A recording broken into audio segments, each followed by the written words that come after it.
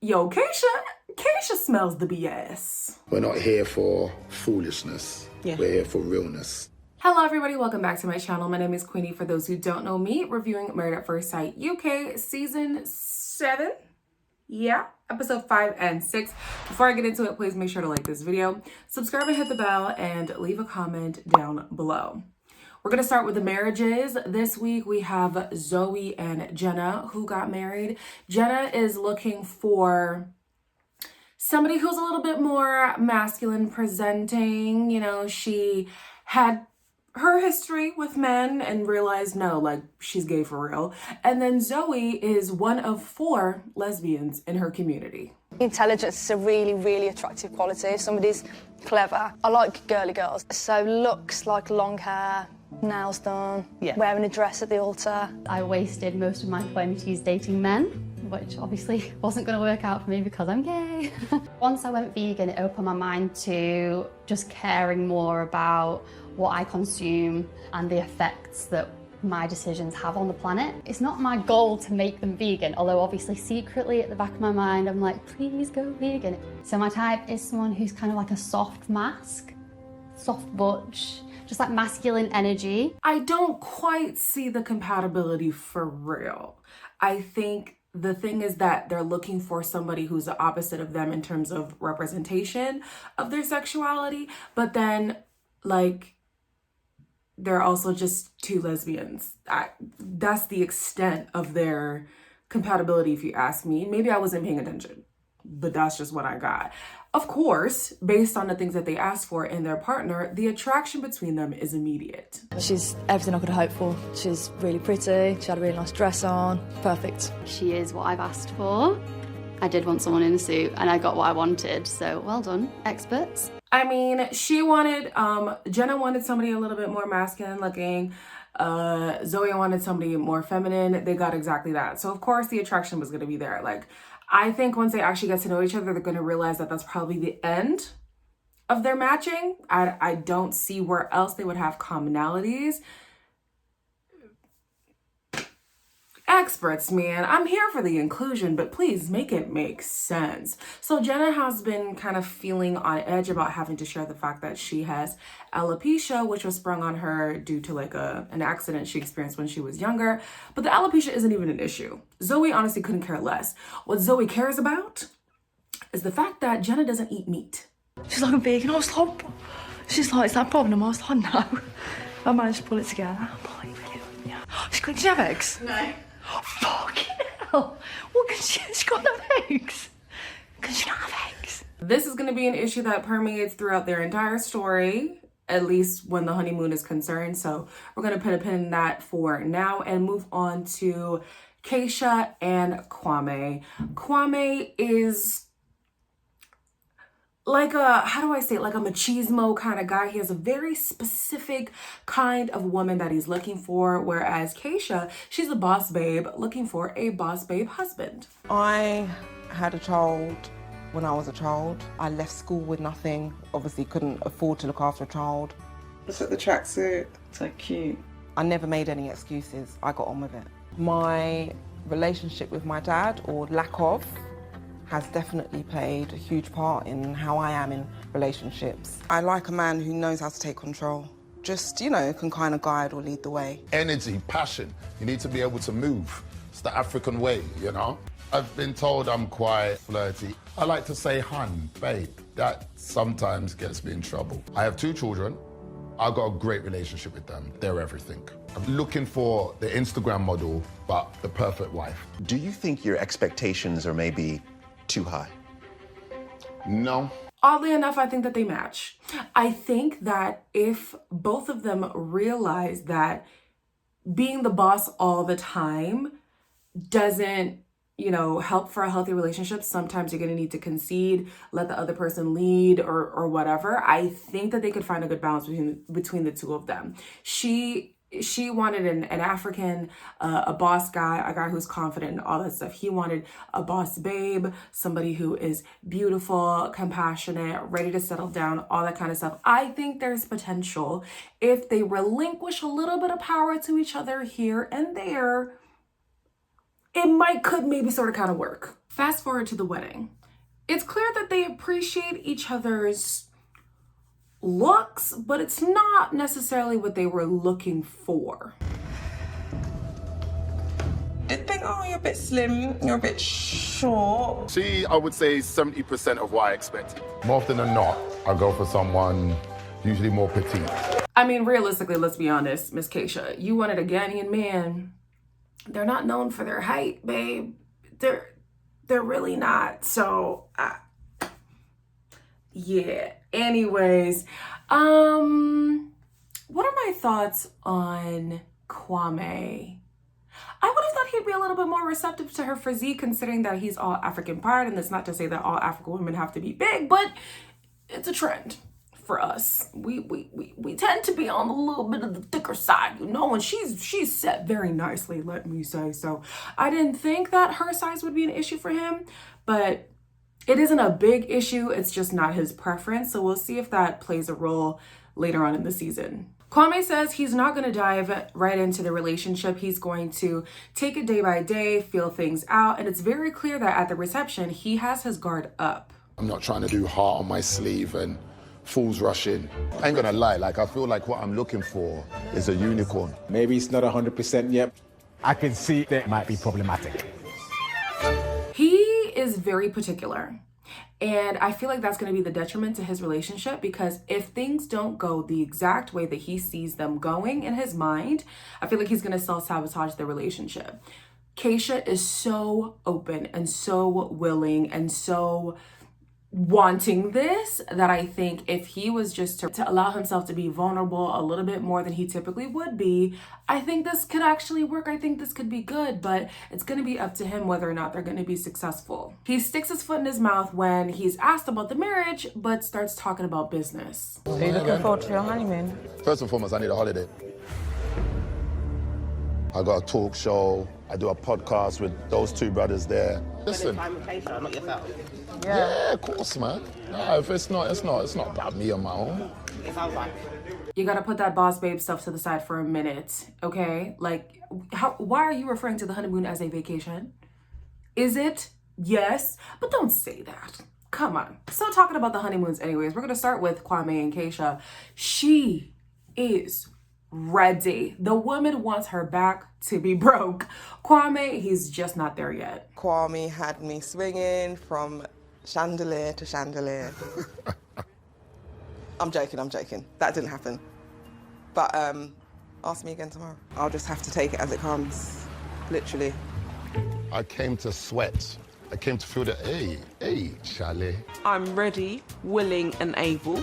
Let's just do it. I'm not at the right place to give Kisha what she wants. And she is ready and I'm not in any rush. I shave everywhere. Oh, I wouldn't know. Oh, really? Good. Certain dynamics of a relationship can cloud judgments, and I can tell that's where you're at as well. That's really the only issue that they go throughout the honeymoon. I don't know if it's a matter of him not being ready or him not wanting to. And maybe the two can be true, because later on when you're ready, you might want to, but the lack of attraction that he has for her, him talking about, oh, I'm a type to take it real slow and all this stuff, I don't buy it. I feel like it's going to wane on Kisha really quickly, and Kwame is going to be the reason why this relationship goes to pits. Moving on to Zoe and Jenna at the honeymoon. They have popped the cork on their marriage. Okay? They've done the dirty. However, the veganism thing, child, she don't like that. She don't eat meat. What about if I was like, willing, I wanted you to try meat? Absolutely not. So It's different though, isn't it? Because it's like morals and... But then, like, isn't it the same as the other way around, if that's what I... Not really. Why? There's a victim involved. Just don't ask if you don't want to know. Yeah, I don't want to know about it. Is ignorance bliss? Yeah, it is. It's not really though, is it? I wouldn't be a vegan. I know for a fact that I would never be a vegan. I think every vegan's said that at some point. No, I won't. No, but I mean... Is it that big of a deal? For Zoe. I can understand for Jenna being the person who doesn't eat the meat, how uncomfortable it might be to see someone eat meat or just talk about it, and just thinking, when I'm preparing meals, do I also have to prepare the raw meat and stuff like that? My dad used to be vegetarian for years and years and years and years, and my mom wasn't really bothered. She would just make 2 separate meals, right? But like, it seems like the person who is the meat eater has the issue in this situation, and I'm so confused. Like, she's not asking you to be vegan, but kind of like subconsciously she is, though, because she says everybody who she encounters eventually turns vegan. Later on in the episode, they both feel like the other is trying to change them in order to make their relationship work. And unfortunately, when you're coming in with strangers and all that kind of stuff, I'm not gonna change for you. It really seems to be centered around the vegan thing, but they both feel like they're being asked to change by the other person. Are you expecting me to change my lifestyle that much? And if you are, that would be a problem for me. Would it? Yeah, it was. Yeah. Have I said anything that makes you feel like I'm trying to push anything around to you? Well, yeah. I feel like Jenna doesn't want to change me, but I feel like she can't help but try. I'm not sure if we will be able to get past this whole fucking vegan thing. Change is not bad, but forcing change is never gonna work. The person has to be convicted on their own, or it'll only just breed resentment. Speaking of changing, we have PJ and Jess. Jess is coming around to the whole PJ being a stripper thing, but she wants him to change that career soon. It's the whole, working on evenings and weekends and being away when I want to be with someone all the time. Do you know what I mean? I'm a bit needy. Because I want kids in the future, I'd want to be with someone who, can look after me, during that time. It has affected past relationships, but I'd love it to work with Jess. I'll do what it takes. If that's a case of quitting stripping, I'll make it happen. As she's experiencing more and more of PJ, she feels like it's a friend vibe, And I think the unfortunate thing is she doesn't respect him as a husband. Him having a job that isn't like your typical 9-to-5 or your typical entrepreneurial type job, him being a father of a young child while also living in his mother's home. I think she looks at him and just thinks of him as like a homie or somebody who she would not give the time of day to in a regular setting. So the reason why she's kind of stuck in the friend zone is because she doesn't respect him. She doesn't see him as somebody who's the leader of her home. She doesn't see him as her life partner. So they're kind of going to be in this stagnant zone for a while until she either gets out of her head or until PJ changes up his lifestyle. Jess wanted somebody with a little bit more of a daring spirit, of which PJ does not have. Are you going to come in? I'm going in. If you're doing it, babe. I can't act like I'm nervous, I think he's more scared than me. Just want someone who's a bit of a geezer, like a bit of a lad. PJ isn't that. I'm not gonna lie to you though, it's a hell no on the Sharks. It's an absolutely hell no on the Sharks. That's not even somebody being daring and adventurous. You're putting my life in danger. And I refuse to do that. I'm with PJ on this one. I'm so sorry, Jess. I'm not getting in that water with those sharks. PJ is starting to get the sense that his feelings aren't being reciprocated and maybe he's a little bit more invested in this than Jess is. I'm starting to like Jess more every day, but I'm worried I could get hurt. Just want to find out exactly where we are, what the future holds, Do you like me? Generally asking do you like me? I fancy you bad. I cannot pretend to not like you. Yeah. You know what I mean? It's weird because I don't know what it is, basically. What I've been through, it was really, really traumatic. I'm just so ready to fall in love, which is why I'm just so disappointed. I really hope that, she can come around to maybe seeing him as more than just his career. And if he truly is saying that when the right circumstances come about, he's going to make a lifestyle change. He's going to pick a career that's a little bit more stable, maybe get a place of his own, maybe they get a place together. I don't know. There really is potential here, maybe. I mean, right now we're going off the fact that they both love Harry Potter, so maybe we're all reaching at this point. But she liked him before she knew everything she knew about his current situation, she liked him. So maybe there's hope that they can have an internal connection and then work on, you know, the semantics of the relationship later. Last but not least, we have a Richie and Laura. Richie is excited that Laura could potentially be the first love of his life, whereas Laura does not like that kind of pressure. Never been in love, so might be my first. Richie's telling me he's never been in love. It's a lot, because I feel like maybe he's got a big idea about what the big love of his life is going to look like, and it's a lot of pressure. You know, it is a lot of pressure, but I feel like it's kind of endearing. That would be me. Like, if I'm looking at this person, like, we're now married, and I'm like, I plan to love you with the fullest of my capacity. Like, I would feel like that's great. Like, that's so sweet. That's something that you'd want to go into. But Laura is really having some cold feet. Later on in the episode, she feels like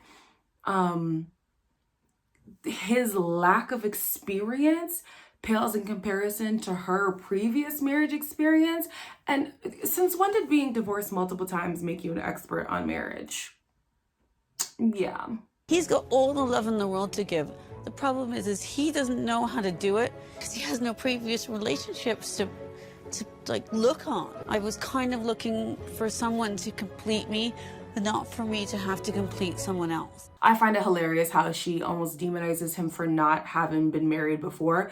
But I think in this situation, she's the one with more red flags, having been divorced multiple times and not getting her love life in check. So I would need her to humble herself a little bit.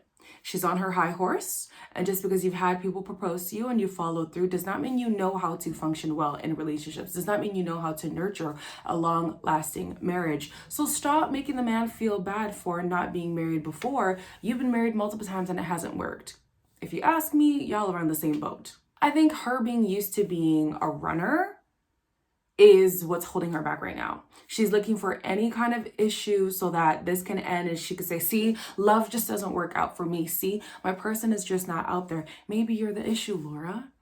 Give this guy a chance. She's not fully attracted to him. I understand that, but his fundamental beliefs and all that stuff seems to align very well with her. It's just the fact that he's never been in love before. Give it a try. Maybe you could be the one, okay? Because clearly your history hasn't worked out either. So try something new. As always, please make sure to like, comment, share, and subscribe. And I'll see you guys in the next one.